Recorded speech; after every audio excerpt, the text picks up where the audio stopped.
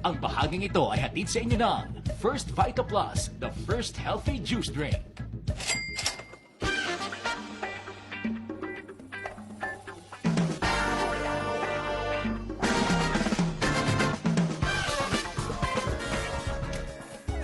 Year 2004 nang tamaan si Doy Tumpalan ng isang di pangkaraniwang sakit sa puso. Noong taong 2004, nagkaroon ako ng Wolff-Parkinson-White syndrome. Isang karamdaman yon sa puso na dulot ng stress, sobrang pagod, sobrang puyat.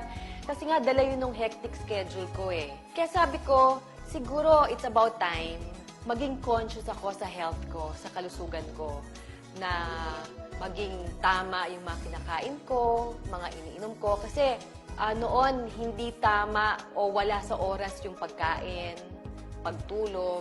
Marami akong kinonsulta na mga Filipino scientists. Kaya nung napagsama-sama namin ito, ay napaka-potent na vitamin in a drink na pwedeng makasagot sa pangangailangan ng pangkalusugan. Sa tulong ng mga kilalang doktor, Pinoy scientist, nadiskubre ni Doy na epektibo pala ang herbal medicine at simpleng pagkain ng gulay. Dito niya naisip na isa-shay ito. Kaya noong 2005, naisip ko na magkaroon ng isang produkto na sasagot sa pangangailangan ng pangkalusugan ko. Nagkaroon ng First Vita Plus.